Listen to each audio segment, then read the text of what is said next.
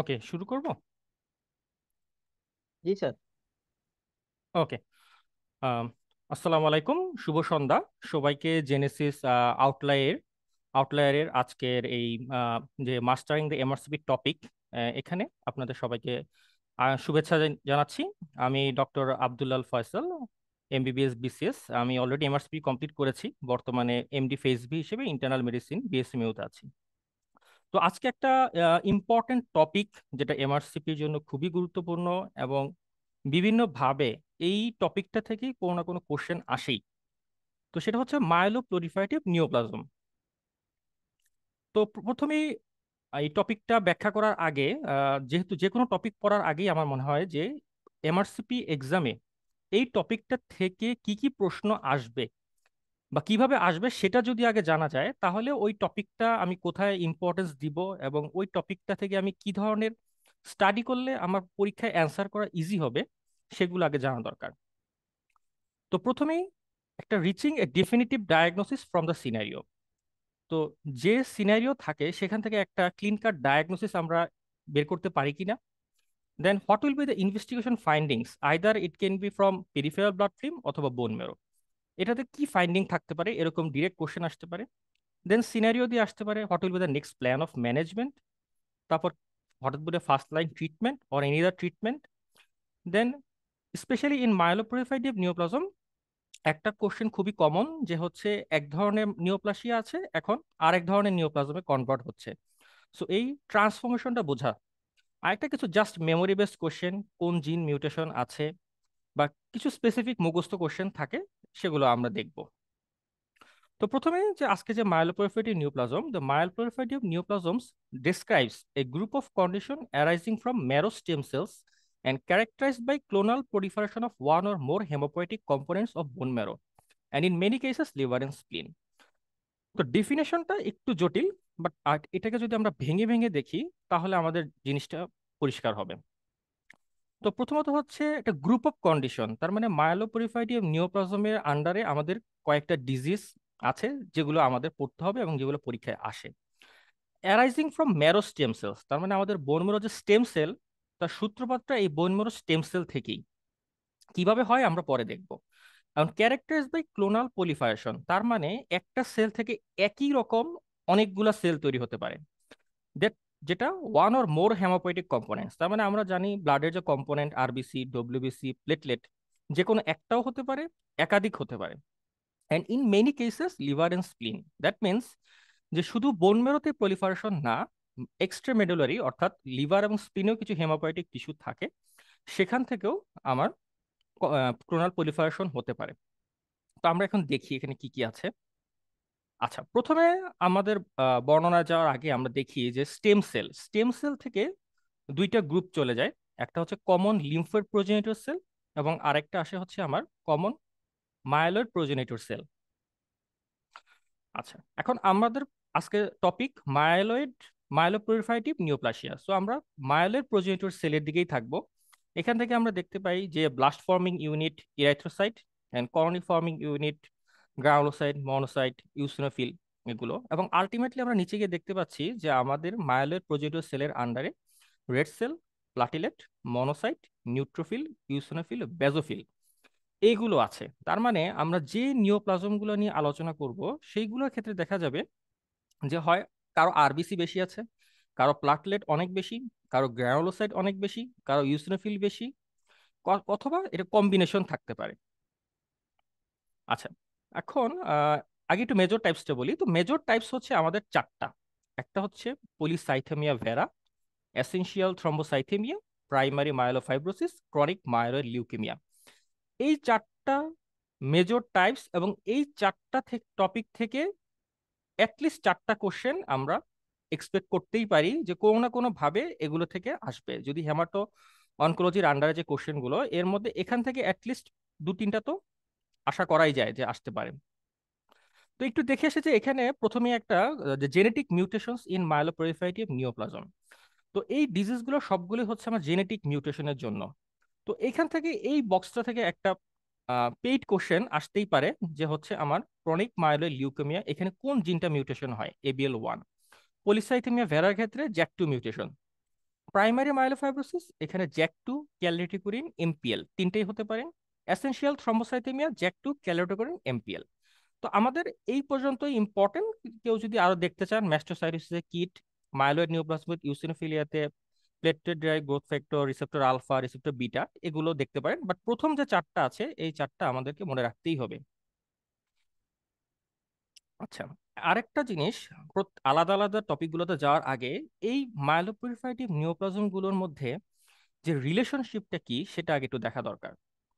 যে প্রথমে আমরা দেখলাম যে বোন ম্যারো স্টেম সেল থেকেই এই নিওপ্লাসিয়াটা তৈরি হচ্ছে। দ্যাট মিনস এখানে একটা অ্যাকোয়ার্ড অ্যাবনর্মালিটি বা জেনেটিক মিউটেশন হলো। হওয়ার পর আমরা দেখি যে এখানে প্রিন্সিপাল সেলুলার প্রলিফারেশন কি কি আছে।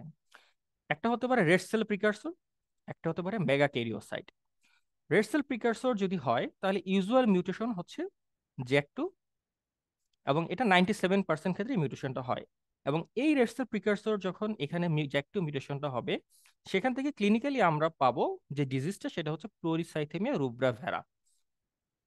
আবার এই অ্যাবনর্মালিটা বোনসম্যানো স্টেম সেলে যদি মেগাকিরিওসাইটের দিকে যায়, তখন সেখানে জ্যাকটো মিউটেশন থাকতে পারে 50 to 60% কেসে, ক্যালরেটিকুলিন মিউটেশন নেক্সট কমন 30% কেসে।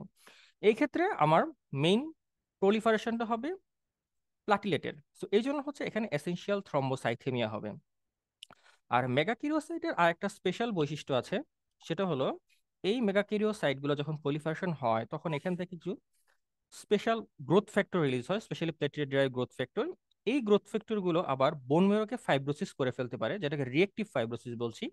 এবং সেই ক্ষেত্রেও মিউটেশন গুলো অলমোস্ট কাছাকাছি, এবং এখানেই যেটা হয় সেটা হচ্ছে প্রাইমারি মাইলোফাইব্রোসিস। এখন পরীক্ষার জন্য এখান থেকে ইম্পর্টেন্ট কোনটা? পরীক্ষার জন্য এখানে আমার যে বিষয়টা ইম্পর্টেন্ট সেটা হচ্ছে যে নিচে যেটা আছে যে পলিসাইথেমিয়া ভেরা, এসেনশিয়াল থ্রম্বোসাইথেমিয়া এবং প্রাইমারি মাইলোফাইব্রোসিস, এই তিনটার ট্রান্সফরমেশন এবং এগুলো থেকে যে অ্যাকিউট মাইলয়েড লিউকেমিয়া হয় সেই ট্রান্সফরমেশন, এটাই হচ্ছে আমাদের পরীক্ষায় যে ঘুরিয়ে ফিরে এখান থেকে আসে। তো আমরা পরবর্তীতে আবার আলোচনা করব, এখন শুধু এখান থেকে একটু দেখে যাচ্ছি যে যখন পলিসাইথেমিয়া রুব্রাভেরা থাকে এটা অলমোস্ট 30% কেসে প্রাইমারি মাইলোফাইব্রোসিসে কনভার্ট হতে পারে, আর 5% কেসে অ্যাকিউট মাইলয়েড লিউকেমিয়াতে কনভার্ট হতে পারে। আবার যেটা এসেনশিয়াল থ্রম্বোসাইথেমিয়া সেটা 10 to 20% কেসে প্রাইমারি মাইলোফাইব্রোসিসে যেতে পারে, আর যে প্রাইমারি মাইলোফাইব্রোসিস এটা আবার 10% ক্ষেত্রে অ্যাকিউট মাইলয়েড লিউকেমিয়াতে আসতে পারে। তো এই চার্টটাও খুবই ইম্পর্টেন্ট, এবং এই চার্টটা প্রথমেই আমি একটু আলোচনা করলাম কারণ এই চার্টটা থেকে অনেক কোশ্চেন সলভ করা যায়, অনেক কোশ্চেনের অ্যান্সার ইজিলি দেওয়া যায়, এবং অনেক সিনারিও, ডিফিকাল্ট সিনারিও যেগুলো পার্ট ওয়ান পার্ট টুর জন্য ইম্পর্টেন্ট সেগুলো এখান থেকে অ্যান্সার করা সম্ভব, শুধু এই চার্টটা যদি কেউ একটু আত্মস্থ করতে পারে।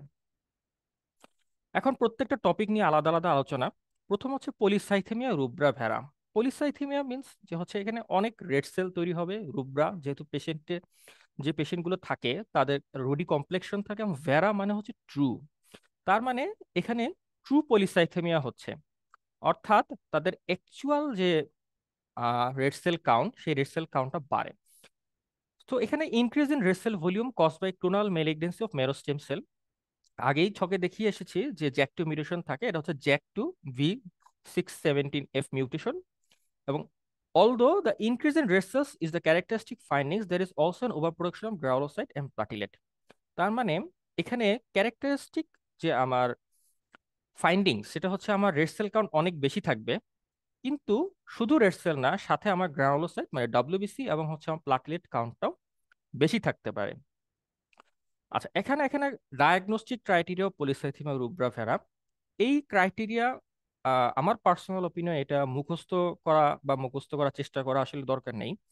শুধু আমার কোন জিনিসটা বোঝা দরকার সেটা একটু জাস্ট আলোচনা করব। যে polycythemia vera JAK two positive এবং জ্যাক টু নেগেটিভ দুটাই হতে পারে।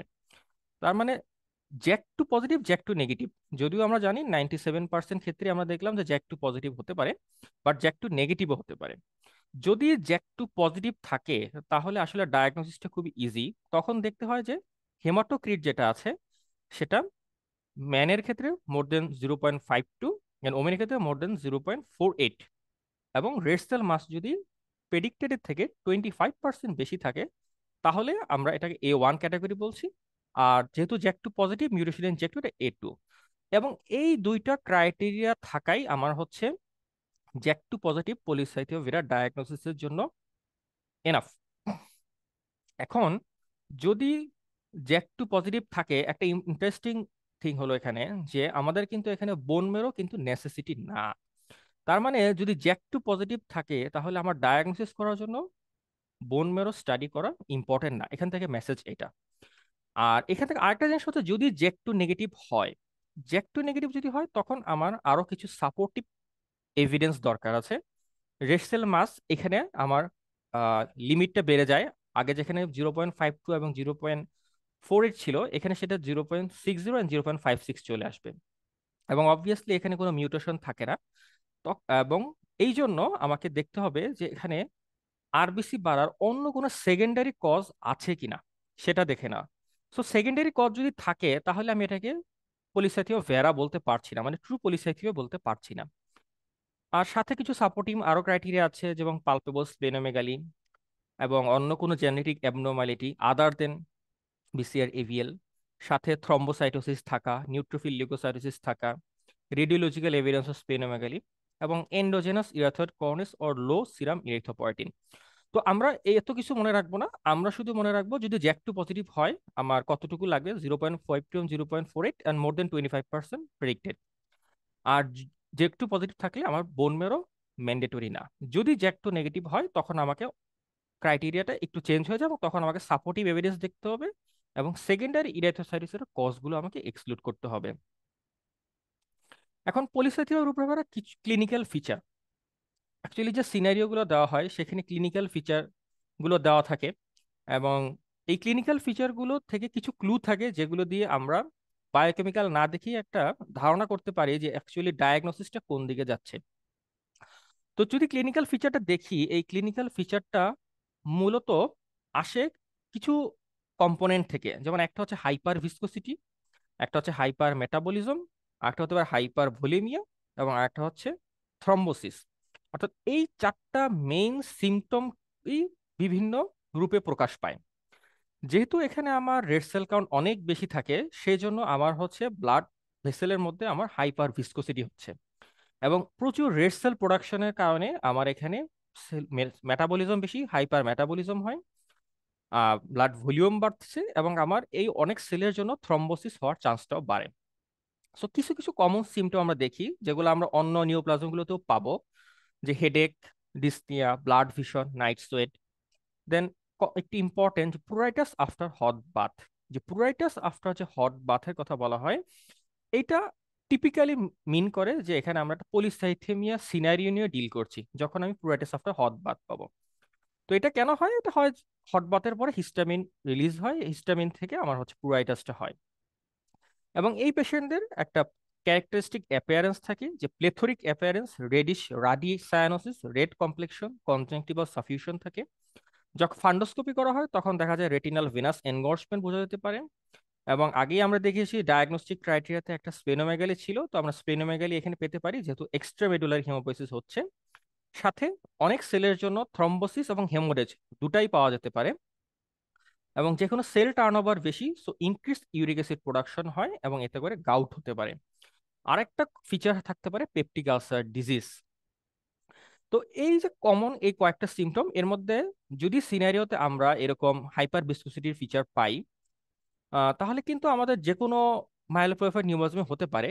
কিন্তু যখন কিছু স্পেসিফিক ক্লু যেমন প্লেথরিক অ্যাপিয়ারেন্স, প্রুরাইটাস আফটার হট বাথ, এগুলো যদি থাকে তখন আমরা মোটামুটি এটা পলিসাইথেমিয়া রুব্রা ভেরা আমাদের মনে একটা ডায়াগনোসিস চলে আসবে।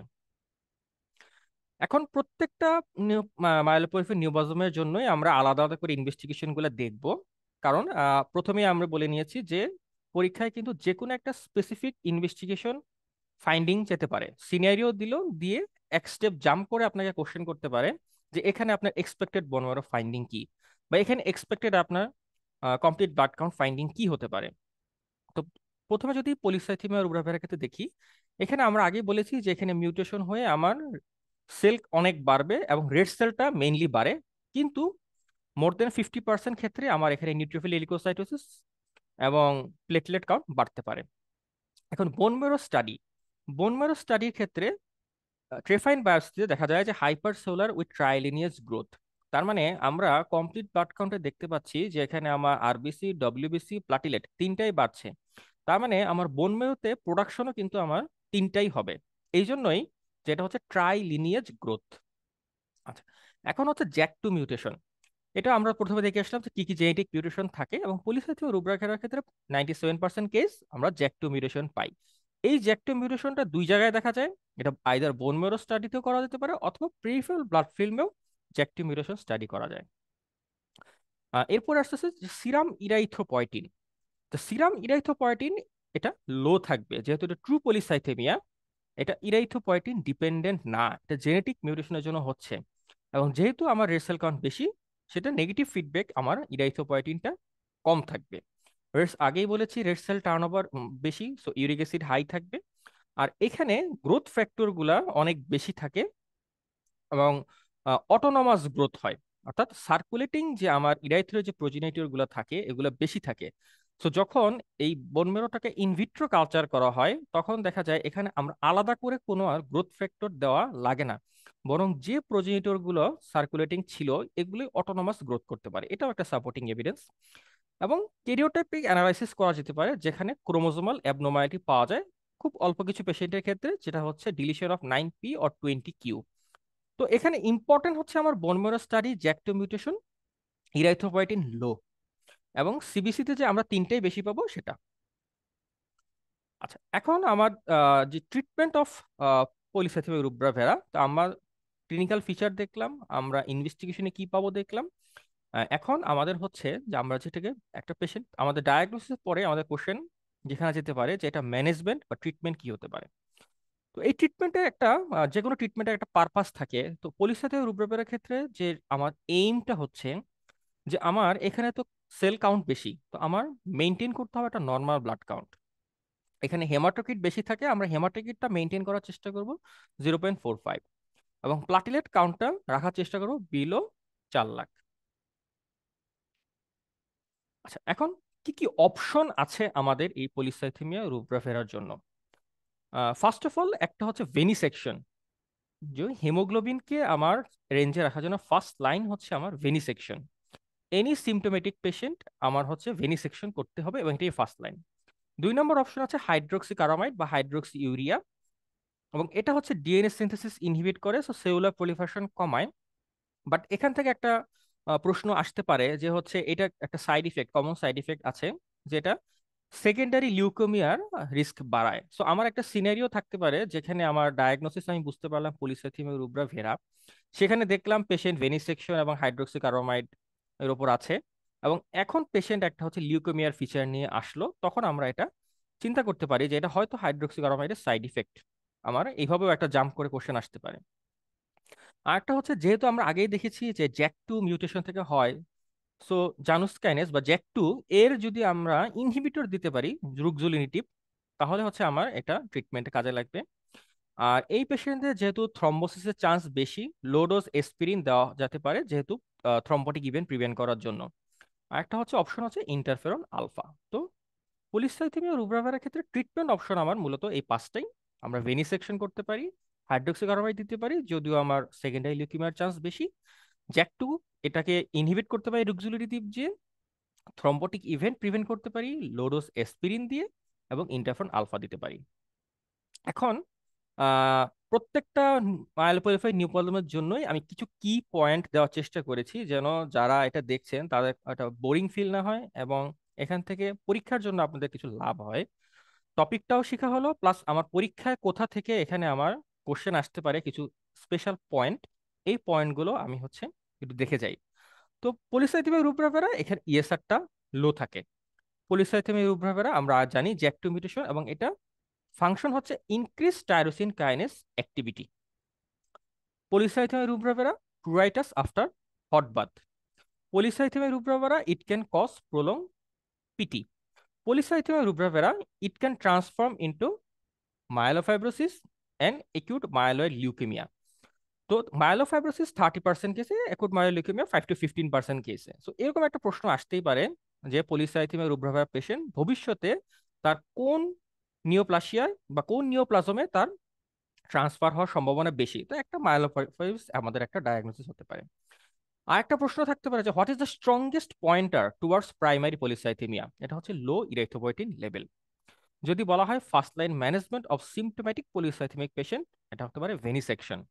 এবং significant cause of morbidity and mortality in primary polycythaemia rubra vera, it could be thrombotic events. So এখানে 6-7টা পয়েন্ট আছে। এটাই যে সব এখানকার পলিসাইথেমিয়া রুব্রা তা না। আমার যারা আজকে শুনবেন তাদের উদ্দেশ্যে আমার একটা মেসেজ হবে, যখনই আপনার কোনো একটা টপিক পড়বেন পরীক্ষার জন্য, সে তখন অবশ্যই পরীক্ষার জন্য কিছু কি পয়েন্ট আপনারা সেই টপিকের উপর নোট করে ফেলবেন। তাহলে যেটা হবে, যখন আপনি একটা টপিক নিয়ে পড়বেন স্বাভাবিক, বাট যখন আপনি রিভাইজ করতে যাবেন ইম্পর্টেন্ট টপিকগুলা, তখন এই কি পয়েন্টটা যদি আপনার সামনে থাকে, আপনার 3 মাস বা 6 মাসের যে পরিশ্রম সেটা আপনি এক রাতে কাভার দিতে পারবেন। না হলে আসলে আপনার পক্ষে সম্ভব না যদি কি পয়েন্টগুলো আপনার গোছানো না থাকে। সো আমার মেসেজ একটা থাকবে যে যে কোনো টপিকের ইম্পর্টেন্ট টপিক স্পেশালি যেগুলো, এগুলো কি পয়েন্টগুলো আপনারা গুছিয়ে ফেলবেন। এখন আমাদের সেকেন্ড যে মায়েলোপ্রলিফারেটিভ নিওপ্লাজম, সেটা হচ্ছে এসেনশিয়াল থ্রম্বোসাইথেমিয়া। তো এতক্ষণ আমরা দেখছিলাম যে আরবিসি ডব্লিউবিসি প্লাটলেট তিনটাই রেজ হচ্ছে আমার পলিসাইথেমিয়া রুব্রা ভেরার ক্ষেত্রে। এখন যে এসেনশিয়াল থ্রম্বোসাইথেমিয়া, এই এসেনশিয়াল থ্রম্বোসাইথেমিয়ার ক্ষেত্রে uncontrolled proliferation of megakaryocytes resulted in sustained raised level of circulating platelets that are often dysfunctional. তার মানে হচ্ছে এখানে আমার ডিজিজটা কিন্তু এখন একটা সেল লাইনের দিকে যাচ্ছে, এবং সেটা হচ্ছে মেগাক্যারিওসাইট থেকে প্লাটিলেট। তার মানে এখানে আমাদের প্লাটিলেটটা বেশি থাকবে বাই ডেফিনেশন। এবং একটা ইম্পর্টেন্ট কনসেপ্ট হলো যে এই platelet raised but they are dysfunctional, অর্থাৎ তারা রেইজ থাকবে বাট তাদের ফাংশন অ্যাবনর্মালিটি থাকবে। এবং আরেকটা ইম্পর্টেন্ট জিনিস, যে prior to diagnosis of essential thrombocythemia is made, reactive causes of thrombocytosis must be excluded. অর্থাৎ সিনারিওতে আমি দেখতে পেলাম পরীক্ষায় যে এমসি আমার দেখে মনে হচ্ছে প্লাটলেট কাউন্ট বেশি, আমার মনে হলো এটা তো এসেনশিয়াল থ্রম্বোসাইথেমিয়া কিনা। কিন্তু আমি ওখানে আবার সেকেন্ডারি কজ অফ থ্রম্বোসাইটোসিস বা রিয়েক্টিভ কজ অফ থ্রম্বোসাইটোসিস কোনো হিস্ট্রি আছে কিনা, এইটা আমাকে কেয়ারফুল এক্সক্লুড করতে হবে। যদি এরকম কিছু থাকে তখন আমার আরো কেয়ারফুল হতে হবে যে আসলেই কি এটা এসেনশিয়াল থ্রম্বোসাইথেমিয়া কিনা। তো এই জন্য এখন আমরা দেখি যে কিছু রিয়েক্টিভ কজ আছে যেখানে হচ্ছে আমার প্লাটিলেট কাউন্ট বাড়তে পারে। তো রিয়েক্টিভ একটা হতে পারে হেমোরেজ, একটা হতে পারে ট্রমা পোস্ট অপারেটিভ, একটা chronic iron deficiency can also lead to thrombocytosis. Then malignancy, chronic infections, then connective tissue disease like rheumatoid arthritis, post-splenectomy. Post-splenectomy একটা কমন কজ রেজ প্লেটলেট কাউন্টে। এন্ডোজেনাস যেটা, সেটা তো আমরা দেখলাম যে জ্যাকটোবিউটেশনের জন্য যদি এসেন্ট থ্রম্বোসাইটোমা হয়, আরো কিছু জেনেটিক কজ। তো আমরা অবশ্যই এখানে খেয়াল রাখবো যে কোনো কানেকটিভ টিস্যু ডিজিজ এবং পেশেন্টের স্প্লেনেক্টমি করা আছে কিনা সিনারিওতে, পেশেন্টের আয়রন ডেফিসিয়েন্সি আছে কিনা, এবং হেমোরেজ বা কোনো পোস্ট অপারেটিভ পেশেন্ট নিয়ে আমরা ডিল করছি কিনা, এইটা সিনারিওতে আমাদের দেখতে হবে। এইটা আমরা যদি কেয়ারফুলি এক্সক্লুড করতে পারি, তখন আমি আমার এসেনশিয়াল থ্রম্বোসাইথেমিয়া ডায়াগনোসিসে কনফিডেন্ট হতে পারবো। তাহলে এখন দেখি এখানে ক্লিনিক্যাল ফিচার কি আছে। Clinical feature most myeloproliferative neoplasm same type of feature থাকে, তবে স্পেশাল কিছু ফিচার এটা আছে যেগুলো আমি দেওয়ার চেষ্টা করেছি আপনাদের জন্য। একটা হচ্ছে most cases are asymptomatic and diagnosed on routine blood count, but the dominant clinical features are thrombosis and haemorrhage. That means এখানে থ্রম্বোসিস অ্যান্ড হেমোরেজটা হচ্ছে মেইন, নট আমার হাইপার ভিসকোসিটির ফিচার্স যেটা পলিসাইথেমিয়ার ক্ষেত্রে ছিল। এইখানে মেইন ফিচার হচ্ছে আমার থ্রম্বোসিস অ্যান্ড হেমোরেজ। আর একটা characteristic symptom erythromelalgia, that means a burning sensation felt in hand and feet promptly relieve by aspirin. তো আমার সিনারিওতে যদি এমন একটা কিছু থাকে যে পেশেন্টের বার্নিং সেন্সেশন হ্যান্ড ফিটে, পেশেন্ট অ্যাসপিরিন নেওয়ার পর ইমপ্রুভ করেছে, তখন আমাকে এখানে কিন্তু চিন্তা করতে হবে যে এটা ইরাইথ্রোম্যালালজিয়া ইন্ডিকেট করছে কিনা, এবং যদি ইরাইথ্রোম্যালালজিয়া ইন্ডিকেট করে তাহলে এটা এসেনশিয়াল থ্রম্বোসাইথেমিয়া হতে পারে। এবং এখানে যেহেতু প্লেটলেট কাউন্ট অনেক বেশি থাকে, এখানে থ্রম্বোসিস হওয়ার চান্স থাকে। এবং আমরা জানি যে হেপাটিক ভেইন যদি থ্রম্বোসিস হয়, তখন এখানে আমাদের একটা বার্চিয়ারি সিনড্রোম আহ, নিয়ে আসতে পারে। এটা ভিন্ন টপিক। আমরা জানি যে সাডেন অ্যাবডোমিনাল পেইন অ্যাসাইটিস একটা বার্চিয়ারি সিনড্রোম হতে পারে। এখানে স্প্লেনোমেগালিও হতে পারে। আবার স্প্লেনোমেগালি স্প্লেনিক অ্যাট্রফি হতে পারে স্প্লেনিক ইনফাকশন হয়ে। সো এখানে আমার দুটা সিনারিও পসিবল, স্প্লেনোমেগালিও পসিবল এবং স্প্লেনিক অ্যাট্রফি, স্প্লেনিক ইনফাকশন, এবং সেক্ষেত্রে অবশ্যই আমার একটা স্প্লেনিক রাব থাকতে পারে। আর একটা ফিচার হচ্ছে অ্যাক্রোসায়ানোসিস বা পেইনফুল ডিসকালার্ড ফিঙ্গার টিপস। তার মানে এখানে যে ফিঙ্গার টিপস ডিসকালারেশন, এই কমপ্লেন নিয়ে পেশেন্ট আসলো, আমরা দেখলাম রেস প্লেটলেট কাউন্ট, তখন আমার একটা ডায়াগনোসিস মাথায় আসতে পারে যে এটা এসেনশিয়াল থ্রম্বোসাইটেমিয়া। তো এসেনশিয়াল থ্রম্বোসাইটেমিয়া, তাহলে কিছু ইম্পর্টেন্ট টপিক আমরা পেলাম, জাস্ট আমি একবার বলে যাই যে ডমিনেন্ট হচ্ছে থ্রম্বোসিস, আমরা ইরাইথোম্যালালজিয়া দেখবো, সাথে অ্যাক্রোসায়ানোসিসটা দেখবো। এখন ইনভেস্টিগেশন, যে কোনো ইনভেস্টিগেশন আমরা মায়েলোপয়েটিক ডিসঅর্ডারের ক্ষেত্রে 1 নম্বর শুরু করবো কমপ্লিট ব্লাড কাউন্ট দিয়ে, এবং এখানে পারসিস্টেন্ট প্লেটলেট কাউন্ট মোর দেন 450 লাখ।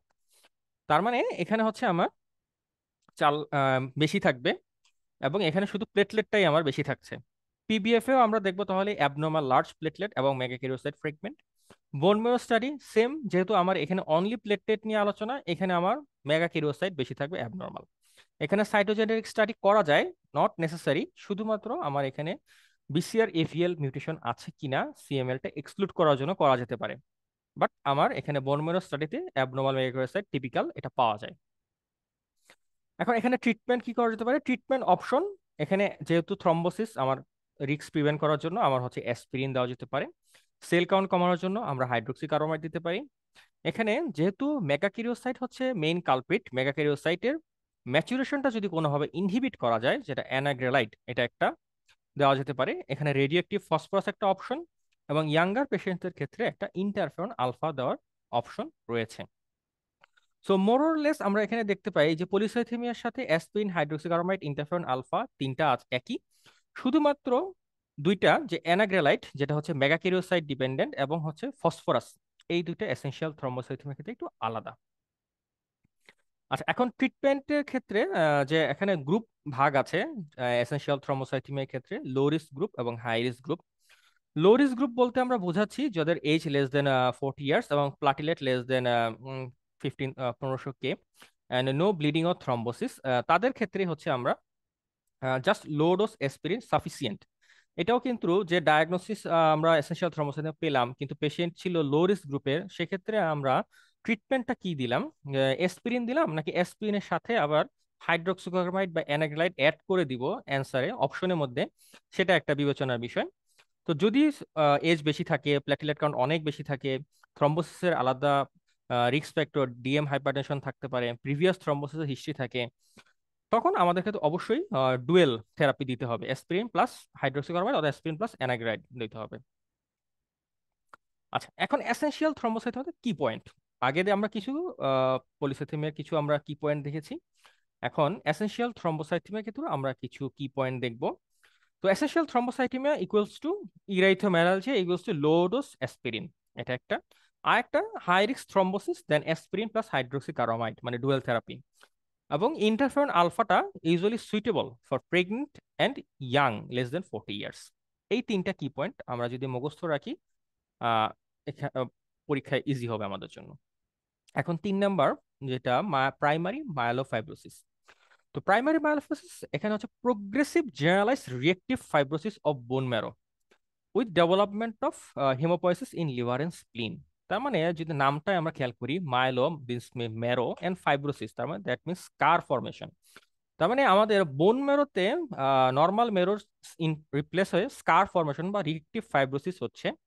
এবং যেহেতু আমার বোন মেরোতে সেলুলার প্রোডাকশন নাই, তখন সেটাকে কাভার করার জন্য আমার বোন মেরোর বাইরে বা মানে এক্সট্রা মেডুলারি আমার হেমোপয়েসিস করতে হচ্ছে, সেটা হচ্ছে লিভার এবং স্প্লিনের মধ্যে। সো ইনিশিয়ালি এখানে মেরো থাকে hyper cellular or with excess of abnormal megakaryocytes that release growth factors such as platelet growth factor to the marrow microenvironment. That means একটা প্রাইমারি মায়োলোফাইব্রোসিস পেশেন্ট ইনিশিয়ালি তার মেরো যদি এক্সামিন করা হয় সেটা হাইপার সেলুলার হবে, এবং এই হাইপার সেলুলার গ্রোথটা মূলত মেগাকিরিওসাইট, আমরা আগে দেখেছি যে মেগাকিরিওসাইট থেকে platelet derived growth factor release হয়, এবং এটা রিঅ্যাক্টিভ পলিফারেশন অফ ফাইব্রোব্লাস্ট করতে পারে। এবং as long as the disease progresses, the marrow becomes fibrosed, and when marrow becomes fibrosed, there is no production of cells.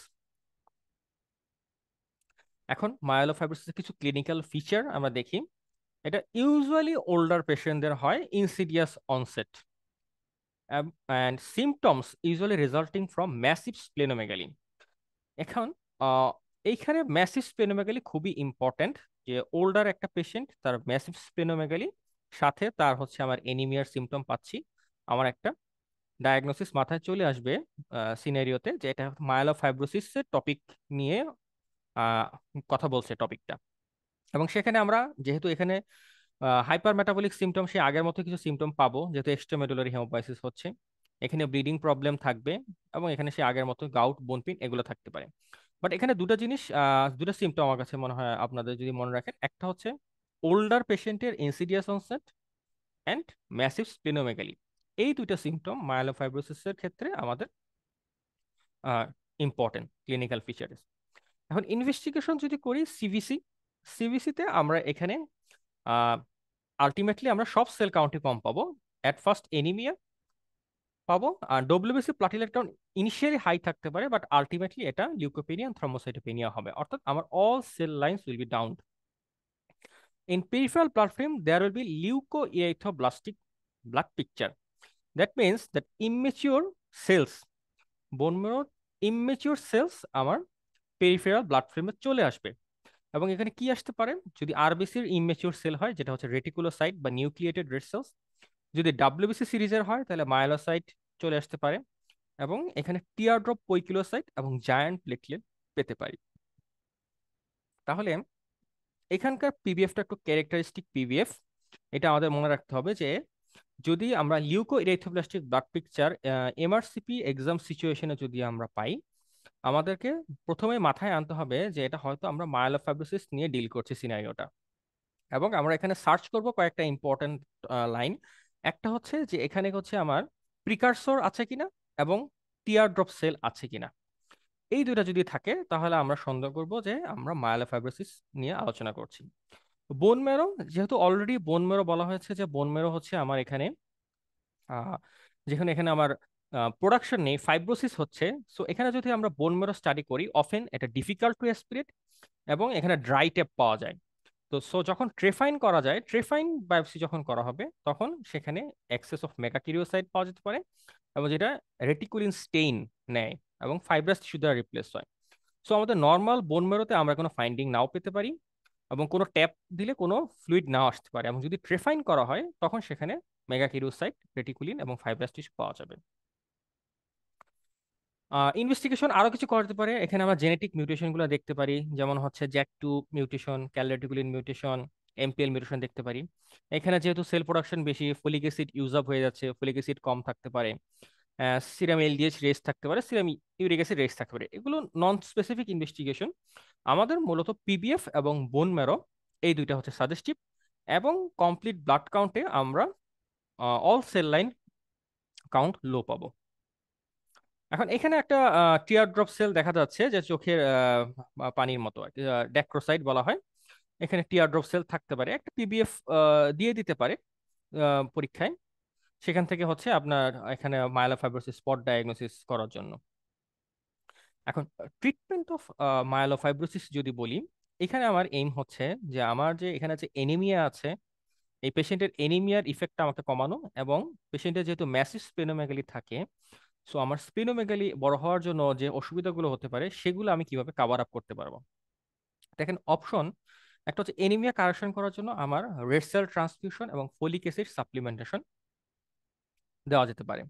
এখানে হাইড্রোক্সিকার্বামাইড দেওয়া যেতে পারে যদি ইনিশিয়ালি সেল কাউন্ট বেশি থাকে। এখানে যদি হাইপার স্প্লেনিজমের ফিচার থাকে ম্যাসিভ স্প্লেনোমেগালির জন্য, সেখানে স্প্লেনেক্টমি করা যেতে পারে। আমরা জানি মায়োলোফাইব্রোসিসে 50 to 60% ক্ষেত্রে জ্যাক2 মিউটেশন থাকতে পারে, সো এখানেও জ্যাক2 ইনহিবিটর রুক্সুলিনিটিভ দেওয়া যায়। এটার একটা মাত্র কিউরেটিভ ট্রিটমেন্ট আছে, সেটা হচ্ছে যদি আমাদের হিমোপয়েটিক স্টেম সেল ট্রান্সপ্লান্টেশন করতে পারি, এটাই একমাত্র কিউরেটিভ অপশন। আর যেহেতু সেল টার্নওভার বেশি, সো ইউরিক অ্যাসিড দিয়ে যদি গাউট বা ইউরেট নেফ্রোপ্যাথি হয়, সেটা প্রিভেন্ট করার জন্য এলোপিনোরল দেওয়া যেতে পারে। সো এখান থেকে আমরা মনে রাখবো যে এখানে সাপোর্টিভ ট্রিটমেন্টটা ইম্পর্টেন্ট, সাথে স্প্লেনেক্টমি ইম্পর্টেন্ট, এবং কিউরেটিভ হিসেবে আমরা হিমোপয়েটিক স্টেম সেল ট্রান্সপ্লান্টেশন করা যেতে পারে। এখন এখানে আমাদের কি পয়েন্ট, এখানেও আমাদের কিছু কি পয়েন্ট আছে। তো যখনই আমি টিয়ার ড্রপ পৈকুলোসাইটোসিস চিন্তা করব সিনারিওতে, আমি মাইলোফাইব্রোসিস ভাববো। এবং মাইলোফাইব্রোসিস একটা মোস্ট কমন প্রেজেন্টিং কমপ্লেনই হচ্ছে পেশেন্টের lethargy.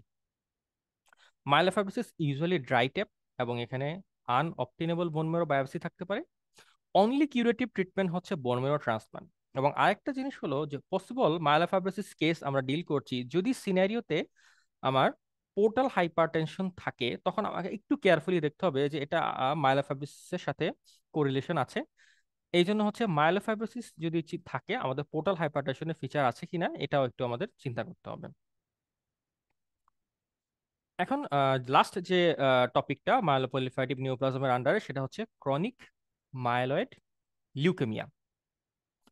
So chronic myeloid leukaemia এটা হচ্ছে মাইলোফোনিক stem cell disorder resulting in proliferation of all hematopoietic lineages but manifesting predominantly in the granulocyte series, and maturation of cells proceed fairly normally.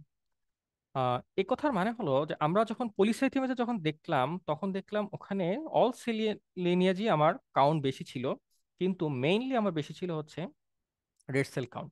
আবার যখন আমি chronic myeloid লিউকেমিয়ার scenario দেখব, তখন এখানে আমার দেখতে হবে যে ডাব্লিউবিসি কাউন্টটা আমার খুব বেশি কিনা। যদি ডাব্লিউবিসি কাউন্টটা আমার খুব বেশি থাকে এবং অন্যগুলো কম থাকে, অথবা ডাব্লিউবিসি কাউন্টটা খুব বেশি আর বাকিগুলো নর্মাল, তখন আমি ক্রনিক মাইলয়েড লিউকেমিয়া একটা চিন্তা মাথায় আনবো। এবং এই ক্ষেত্রে সেল ম্যাচুরেশনে কোনো প্রবলেম হয় না। আচ্ছা, এখন ক্রনিক মায়োডয় লিউকেমিয়া যখনই আসবে, এর ডিফাইনিং ক্যারেক্টারিস্টিক যেটা ফিলাডেলফিয়া ক্রোমোজোম, এটা আমাদের একটু জানতে হবে। এখান থেকে মেমোরি বেসড কোশ্চেন একটা থাকতে পারে যে এই ফিলাডেলফিয়া ক্রোমোজোমটা অ্যাকচুয়ালি কি। তো আমরা দেখি কি আছে, যে this is shortened chromosome 22 resulting from a reciprocal translocation of material with chromosome 9।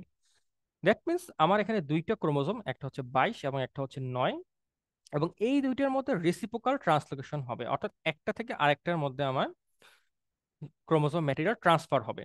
তো কোথায় হয় এটা, হচ্ছে the break on chromosome 22 occurs in break point cluster region. যেটা আমরা ওই যে বিসিআর এভিএল এর যে বিসিআর যে ব্রেক পয়েন্ট ক্লাস্টার, সেটা হচ্ছে আমার ক্রোমোজোম 22। সো এটা আমি মনে রাখার জন্য এভাবে মনে রাখতাম যে বি22, তার মানে বিসিআর থাকে হচ্ছে ক্রোমোজোম 22-এর মধ্যে। And the fragment from chromosome 9 that joins the BCR carries the ABL oncogene, which forms a fusion gene with the remains of the BCR.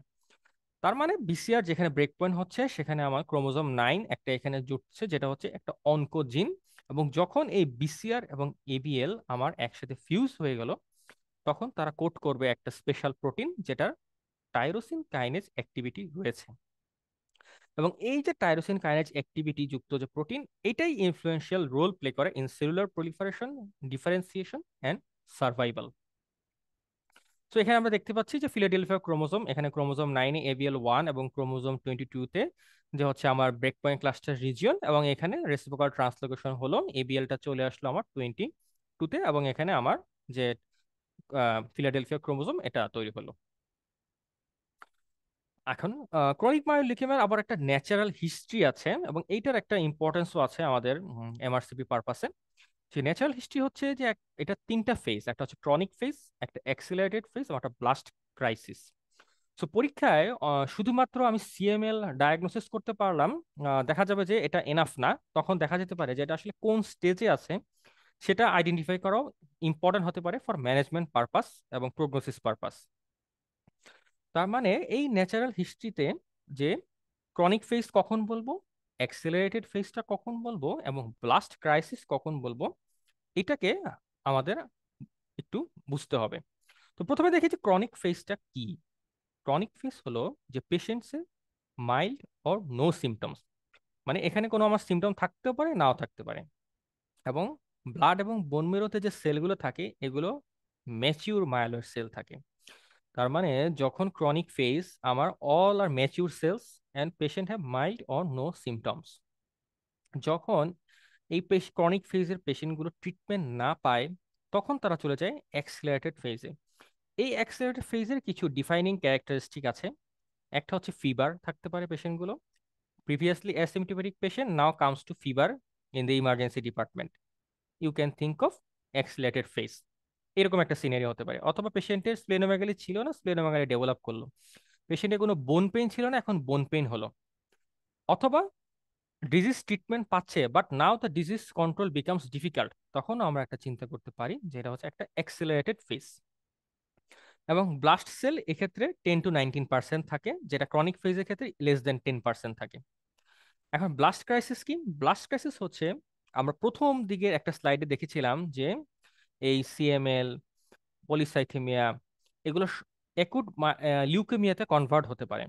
তো যখন এই এই সিএমএল একটা অ্যাকুট লিউকেমিয়াতে টার্ন করতে পারে, তখন সেটা আইদার মায়োলোব্লাস্টিক হতে পারে অথবা লিম্ফোব্লাস্টিক হতে পারে। এবং অ্যাকুট লিউকেমিয়া তখনই বলবো যখন মোর দেন 20% ব্লাস্ট সেল থাকছে।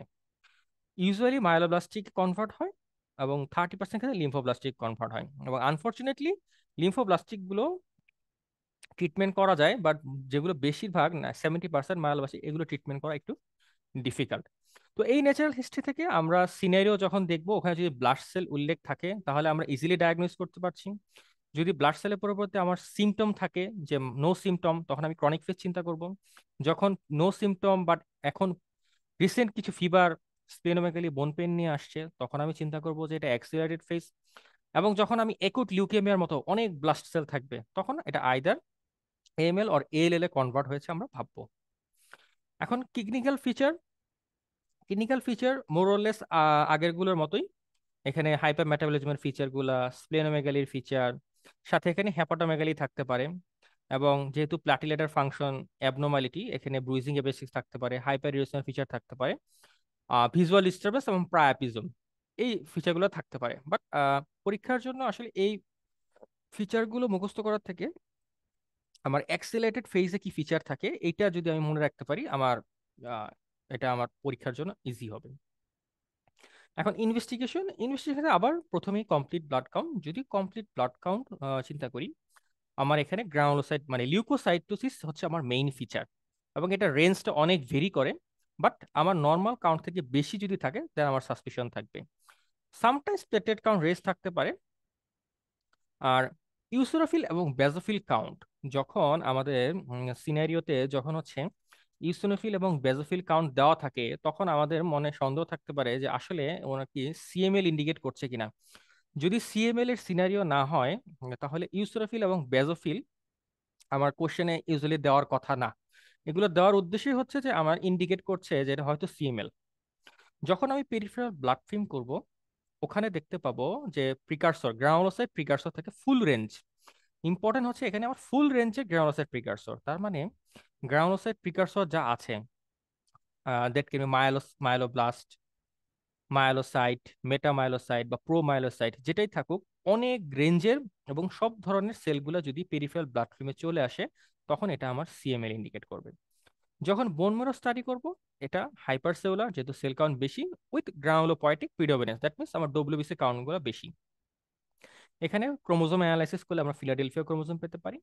এখানে অনেক সময় যে বিশ্বের এভিএল জিনের যে ট্রান্সক্রিপ্ট, আরএনএ, এই আরএনএ গুলো পাওয়া যায় আরএনএ অ্যানালাইসিস করলে। আগেরগুলোর মতোই এলডিএইচ, ইউরিক অ্যাসিড, এগুলো বেশি থাকতে পারে। তার মানে যখন সিএমএল ইনভেস্টিগেশন, এখানে দুটা জিনিস, একটা হচ্ছে আমার পিবিএফ এ আমি ফুল রেঞ্জের প্রিকারসর পাচ্ছি, এবং বোন মেরুতে গ্রানুলোসাইট প্রিডমিনেন্স পাচ্ছি। আচ্ছা, এখানে আমরা জাস্ট একটা পিবিএফ দেওয়া, যে এটা হচ্ছে আমরা এখানে দেখতে পাচ্ছি ডাব্লিউবিসি আছে, বিভিন্ন ধরনের ডাব্লিউবিসি, এদের নিউক্লিয়াসের সাইজ এবং শেপ দেখে আমরা পার্থক্য করতে পারি। এটা আসলে কোনটা কি শেপ, এটা আসলে মুখস্থ করা বা মেমোরাইজ করা এত ইম্পর্টেন্ট না, কিন্তু আপনি দেখে যে বুঝতে পারতেছেন যে এখানে বিভিন্ন শেপ এবং সাইজের গ্রানুলোসাইট আছে, তার মানে ম্যাচুরেশনের বিভিন্ন স্টেজের এখানে সেলগুলো আছে, এইটা বুঝতে পারাটাই আপনার জন্য ইম্পর্টেন্ট। এখন এটা ট্রিটমেন্ট কি হতে পারে? ট্রিটমেন্ট যদি ডিউরিং একুট ফেজ হয়, সরি ডিউরিং ক্রনিক ফেজ হয়, তাহলে এখানে আমাদের 1 নম্বর ট্রিটমেন্ট হচ্ছে টাইরোসিন কাইনেস ইনহিবিটর, যেটা হচ্ছে 1 নম্বর হচ্ছে ফার্স্ট লাইন, যেটা ইমাতিনিব। এরপরে আরো আছে, আরো 4টা আছে, নাইলোতিনিব, দাসাতিনিব, বসুতিনিব, পোনাতিনিব। তো এটা আমি একটা শর্ট মেমোনিক্স দিয়ে মনে রাখতাম যে হচ্ছে এনআইডি প্লাস বিপি বা ব্লাড প্রেশার। তাহলে এটা দিয়ে আমার হচ্ছে মনে রাখা যায় এনআইডি প্লাস ব্লাড প্রেশার। তাহলে ফার্স্ট লাইনে এনআইডি আর সেকেন্ড লাইনে ব্লাড প্রেশারটা অ্যাড করে দিব। এখন একটা মেমোরি বেসড কোশ্চেন থাকতে পারে এখান থেকে, যে দিয়ে দিল আপনাকে সিনারিওটা সিএমএল এর সাথে, বললো যে জিন মিউটেশনে দেখা যাচ্ছে টাইরোসিন কাইনেজে 315 ডোমেইনে মিউটেশন আছে। তখন আপনার বুঝতে হবে যে এখানে আসলে ওনারা একটা স্পেসিফিক স্পেসিফিক ট্রিটমেন্ট চাচ্ছে, সেটা হচ্ছে পোনাতিনিব। তো ট্রিটমেন্টের ক্ষেত্রে ফার্স্ট লাইন অলওয়েজ আমাদের ইমাতিনিব। ফার্স্ট লাইনে আমার আরো দুইটা ড্রাগ আছে, এনআইডির পার্ট, সাথে বিপি আমরা হচ্ছে সেকেন্ড লাইনে। আর যদি মিউটেশন থাকে তখন হচ্ছে পোনাতিনিব ইউজ করব। এখন আরো কিছু অপশন আছে আগের মতোই, যদি হাইড্রোক্সি কার্বামাইড, ইন্টারফেরন। আর যদি টায়ারসিন কাইনেস থেরাপি ফেল হয় তখন স্টেম সেল ট্রান্সপ্লান্টেশন। যদি অ্যাক্সেলারেটেড ফেজ থাকে তখনও টাইরোসিন কাইনেজ ইনহিবিট করব, বাট এই ক্ষেত্রে নাইলোতিনিব বা দাসাতিনিবটা প্রায়োরিটি পায়। এখন যখন ব্লাস্ট ক্রাইসিস, তার মানে হচ্ছে যখন ব্লাস্ট ট্রান্সফিউশন হবে বা বেশি বেশি ব্লাড সেল তৈরি হবে মোর দেন 20%, তখন ট্রিটমেন্টটা, তখন আর আমার সিএমএল এর ট্রিটমেন্ট থাকে না, তখন আমার ট্রিটমেন্টটা হয়ে যায় লিউকেমিয়া ট্রিটমেন্ট। সেটা ট্রিটমেন্ট মানে তখন লিউকেমিয়া প্রোটোকলের ট্রিটমেন্ট চলে যাবে। তখন এখানে আর সিএমএল এর মানে সিএমএল এর জন্য যে আমরা ট্রিটমেন্টগুলো ইউজ করি সেগুলো হবে না, একুট লিউকেমিয়ার ম্যানেজমেন্ট চলে যাবে, সেটা এএলএল এএমএল এর ম্যানেজমেন্ট হবে। সো এবং tyrosine kinase can be use but resistant to treatment occurs early. এবং যদি ব্লাস্ট ক্রাইসিস হয় এখানে টাইরোসিন কাইনেজ দেওয়া যেতে পারে, বাট এটা খুব দ্রুত রেজিস্ট্যান্স ডেভেলপ করবে এবং আমাদের আলটিমেটলি লিউকেমিয়া ম্যানেজমেন্ট করতে হবে। তো এখন এখানেও কিছু কি পয়েন্ট আছে, আহ, যারা এতক্ষণ মনোযোগ ধরে রাখতে পারেন না, বা যাদের এত ডিটেলস পড়ার ইচ্ছা নাই, তারা অন্তত এই কি পয়েন্টস গুলো পড়বেন বা দেখবেন। যে সিএমএল এর ক্ষেত্রে হচ্ছে ইমাতিনিব, টাইরোসিন কাইনেজ ইনহিবিটর, এটা ফার্স্ট লাইন ট্রিটমেন্ট। এবং ফিলাডেলফিয়া ক্রোমোজোম, এবং একটা কোশ্চেন থাকে কমন যে ফিলাডেলফিয়া ক্রোমোজোম এটা কি ভালো না খারাপ, এটা পজিটিভ থাকা ভালো না খারাপ। তো যদি আমাদের আজকের টপিক সিএমএল হয়, এটা গুড, গুড প্রগনোসিস। কিন্তু যদি এএমএল বা এএলএল হয় তখন এটা আবার প্রো প্রগনোসিস হয়ে যাচ্ছে। সিএমএল এর ক্ষেত্রে স্পেকট্রাম অফ মাইলয়েড সেলস, তার মানে বিভিন্ন ধরনের গ্রানুলোসাইটস যে সিরিজে আছে সবগুলো আমরা এখানে পাবো পিবিএফ এ। এবং সিএমএল এ সাইন অফ এক্সেলারেশন, মানে পেশেন্ট এক্সেলারেটেড ফেজে আছে এটা বুঝতে পারি যদি ইনক্রিজিং বেজোফিলিয়া থাকে। যদি মোস্ট ইউজফুল টেস্ট বলা হয় সেটা হচ্ছে সাইটোজেনেটিক অ্যানালাইসিস অফ পেশেন্টস বোন মেরো। Molecular analysis of peripheral blood করা যায়, বাট তার থেকে সাইটোজেনেটিক অ্যানালাইসিসটা বেটার। এবং এখানে রিডিউসড ল্যাব স্কোর বা রিডিউসড লিউকোসাইট অ্যালকালাইন ফসফেটেস স্কোরটা কম থাকে। পলিসাইথেমিয়া ক্ষেত্রে আবার এসেনশিয়াল থ্রোম্বোসাইথেমিয়া ক্ষেত্রে এগুলো বেশি থাকে, কিন্তু হচ্ছে আমার সিএমএল এর ক্ষেত্রে এই স্কোরটা থাকে কম। তাহলে শুধু এই কি পয়েন্টটা যদি আমরা দেখি, যে Philadelphia chromosome, imatinib, spectrum of myeloid cells, sign of acceleration by increasing basophilia, cytogenetic analysis and reduce LAP score, আমরা এই 6-7টা পয়েন্ট যদি আমরা মাস্টার হতে পারি আর কি। আজকের টপিক তো এটা, যে মাস্টারিং দ্য টপিক। তো এই কি পয়েন্টস গুলো যদি আমরা মাস্টার হতে পারি এবং এর ইমপ্লিকেশন গুলো যদি আমরা পরীক্ষায় ইউজ করতে পারি, তাহলেই আমরা এই টপিকটা মাস্টার হতে পারবো। আচ্ছা, এখন কিছু সহজ কিছু প্রশ্ন, এগুলো আসলে এতক্ষণ টপিক যারা শুনেছেন ধৈর্য ধরে তাদের জন্য এগুলো আসলে এখন আর কোনো সমস্যা না, তাও কিছু স্যাম্পল কোশ্চেন তো দেখাই। যে যদি a 42-year-old patient presented with persistent thrombocytosis for the last 6 months and considered in a case of essential thrombocytosis, JAK2 mutation was done which came negative। তার মানে আমার কেস আমি এখানে ইজি করে দেওয়া, যে আমি চিন্তা করছি যে পারসিস্টেন্ট থ্রম্বোসাইটোসিস, তার মানে আমরা যখন পারসিস্টেন্ট থ্রম্বোসাইটোসিস পাবো আমাদের ডায়াগনোস একটা চিন্তা থাকবে যে এসেনশিয়াল থ্রম্বোসাইটোসিস। এবং সিনারিওতে কনসালটেন্ট বা যে ডক্টর তিনি অলরেডি চিন্তা করেছেন যে এসেনশিয়াল থ্রম্বোসাইটোসিস আছে। এখন এই চিন্তা করে জ্যাক2 মিউটেশন করতে দেওয়া হলো, বাট এটা নেগেটিভ আসলো। তো what is the other most likely genetic mutation responsible for this condition. তার মানে এখানে একটু ঘুরিয়ে বলা হলো যে আসলে আপনি মিউটেশন গুলো যে হয় এগুলো আপনার মনে আছে কিনা, যে যদি জ্যাক2 মিউটেশন নেগেটিভ থাকে তাহলে আর কোনটা থাকতে পারে। তো সবচেয়ে বেশি থাকে আর কোনটা, আর থাকে হচ্ছে ক্যালরেটিকুলিন। তাহলে জ্যাক2 দেন ক্যালরেটিকুলিন দেন এমপিএল। ওকে, তাহলে এখানে অ্যান্সার ক্যালরেটিকুলিন। এরপর একটা কোশ্চেন, যে a 68-year-old male presented to the emergency department with lethargy and dyspnea on exertion. He has background medical history of polycythemia rubra vera. On investigation, hemoglobin is 8.4, platelet 46K and WBC 38K। তাহলে এখানে এই যে transformation related যে question, যে দেখেন এখানে একটা simple example, patient already polycythaemia rubra vera diagnosed, এখন এই পেশেন্টের ডায়াগনোসিস পলিসিস্টেম রুব্রা ভেরা, বাট কিন্তু আমরা দেখছি হিমোগ্লোবিন 8.4। তার মানে এখন কিন্তু তার পলিসিস্টেম রুব্রা ভেরা কিছু একটাতে ট্রান্সফর্ম হয়েছে, এবং সেটা কিসে ট্রান্সফর্ম হচ্ছে সেটাই আমাকে ধরতে হবে। তাহলে এটা দুইটা জিনিসে ট্রান্সফর্ম হয় আমরা জানি, একটা হতে এম, একটা হতে অ্যাকুট মায়ের লিউকেমিয়াতে হতে পারে, আর একটা হতে পারে আমার মায়োফাইব্রোসিস হতে পারে। তো এই পেশেন্টের ক্ষেত্রে এটা ট্রান্সফর্ম হয়েছে আমার লিউকেমিয়াতে, অর্থাৎ এএমএল এ ট্রান্সফর্ম হয়েছে যেহেতু ডব্লিউবিসি কাউন্টটা বেশি আছে। যদি এই ক্ষেত্রে সেম সিনারিওতে যদি আমার ডাব্লিউবিসি কাউন্টটা কম থাকতো, তাহলে এটা আর আমরা তখন মায়োফাইব্রোসিস ডায়াগনোসিস করতাম। So which one of the following features is suggestive of CML rather than leukemoid reaction? আচ্ছা, এই মাইলোপ্রলিফারেটিভ নিওপ্লাজম টপিকটার ক্ষেত্রে একটা কমন অ্যাসোসিয়েশন থাকতে পারে পরীক্ষা, যেটা হচ্ছে লিউকোমাইড রিয়াকশন। আমরা তো লিউকো ইরিথ্রোপ্লাস্টিক ব্লাড পিকচারটা দেখে আসছি, এখন থাকতে পারে লিউকোমাইড রিয়াকশন।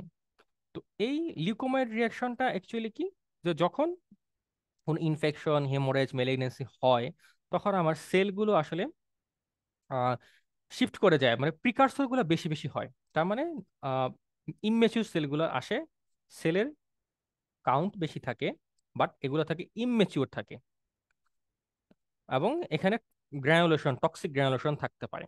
সো এখানে আমরা অপশনগুলো যদি একটু দেখি, তাহলে আমরা লিকোমাইড রিয়াকশনটা আমরা একসাথে পড়া হয়ে যাবে, এই জন্য এই কোশ্চেনটা দেওয়া। যে এখানে লেফট শিফট টু নিউট্রোফিল, তার মানে লেফট শিফট মানে কি, তার ইমমেচিউর সেল আসছে, তার মানে এটা leukemoid reaction suggestive. Leukocytosis less than 50,000, যদি সেল কাউন্ট 50,000-এর কম থাকে, তাহলে এটা more in favour of leukemoid reaction rather than leukaemia. আচ্ছা, লো লেভ স্কোর পরে আসছি। প্রেজেন্স অফ প্রোমাইলোসাইট, এটাও হচ্ছে একটা প্রিকারসর, তার মানে এটাও আমার সাজেস্ট করে leukemoid reaction. Toxic granulation in WBC, এটাও হচ্ছে যখন আমার লিউকোমাইড রিয়াকশন তখন এই ফিচার পেতে পারি।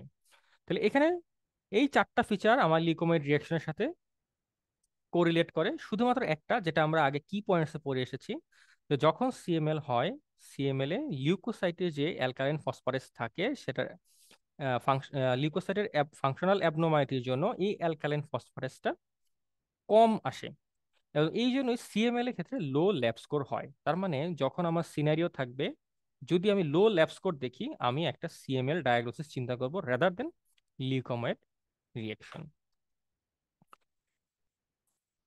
ওকে, সো আমাদের আজকের যে টপিক ছিল, মোটামুটি আমাদের যে মায়েলোপ্রলিফারেটিভ নিওপ্লাজম, মায়েলোপ্রলিফারেটিভ নিওপ্লাজম যদিও একটা বিশাল টপিক, এখানে অনেক কিছু, কেউ যদি চায় এখানে বইয়ের বিশাল বিশাল চ্যাপ্টার কেউ পড়তে পারে, আহ, পড়তে পারে। আবার কেউ আছে যারা হচ্ছে শুধুমাত্র কিছু কি পয়েন্ট মনে রাখতে পারে, যারা পরীক্ষা পারপাসে পড়তে চায়। এক একজনের ক্রাইটেরিয়া এক এক রকম। তো আমার আজকে টার্গেট ছিল যে যারা হচ্ছে এমআরসিপি পার্ট 1 পার্ট 2 স্পেশালি যারা দিবেন, তাদের ক্ষেত্রে যে আমরা কোন জিনিসগুলোকে হাইলাইট করব, কোন জিনিসগুলোকে আমি পরীক্ষার জন্য গুছিয়ে রাখবো, এবং হচ্ছে কোনগুলোকে আমি এমফেসিস করলে আমি বেশি কোশ্চেন কারেক্ট করে আসতে পারবো, প্লাস ওই টপিকটা আমি একটা মোটামুটি আমার একটা নলেজ গ্যাদার হবে। লেকচার আজকের এই জাস্ট একটা লেকচার দিয়ে কতটুকু মাস্টার হওয়া যাবে বা জানি না, কিন্তু হচ্ছে আমি যেন পরীক্ষায় অ্যান্সার করার মতো এই টপিকগুলো থেকে মাস্টার হতে পারি, যদি এতটুকু হতে পারি, সেটা আমার মনে হয় আজকে এই সেশন থেকে যদি আপনাদের যারা শুনছেন তাদের যদি লাভ হয়। সো আমি এক একজনের এক এক মতো থাকে, যেহেতু আমি সেশনটা শেষ তো প্রায়, তো একটা আমার যেটা ফিলোসফি আমি যেটা বলতে চাই, জানি না কতটুকু সবাই এগ্রি করবেন, যে স্টাডি স্মার্টার নট হার্ডার। অনেকেই বলেন অনেক পড়েন, অনেক পড়েন, স্টাডি হার্ড, দিন রাত পড়েন। আমি এই আমি এই থিওরিতে বিশ্বাস করি না। আমার মনে হয় বা আমি একজন আউটলায়ারের মেন্টর হিসেবে আপনাদেরকে আমার সাজেশন থাকবে, যে আপনি বইয়ের পর বই, পাতার পর পাতা না উল্টিয়ে, আমার মনে হয় কোন জিনিসগুলোতে ফোকাস করলে আপনি একটা টপিক সম্পর্কে সম্যক ধারণা পাবেন, এবং কোন জায়গাগুলোকে হাইলাইট করে পড়লে আপনি স্মার্টলি স্টাডি করতে পারবেন।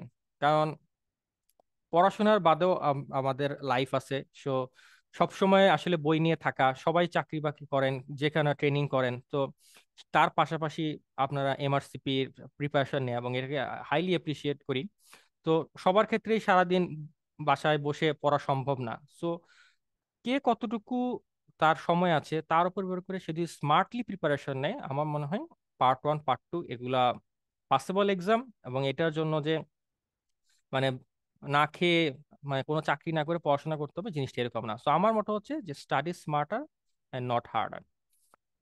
সো এখানেই আজকে শেষ করব এই টপিকটা। আশা করি আপনাদের ভালো থাকবে, সবাই ভালো থাকবেন। সো ধন্যবাদ।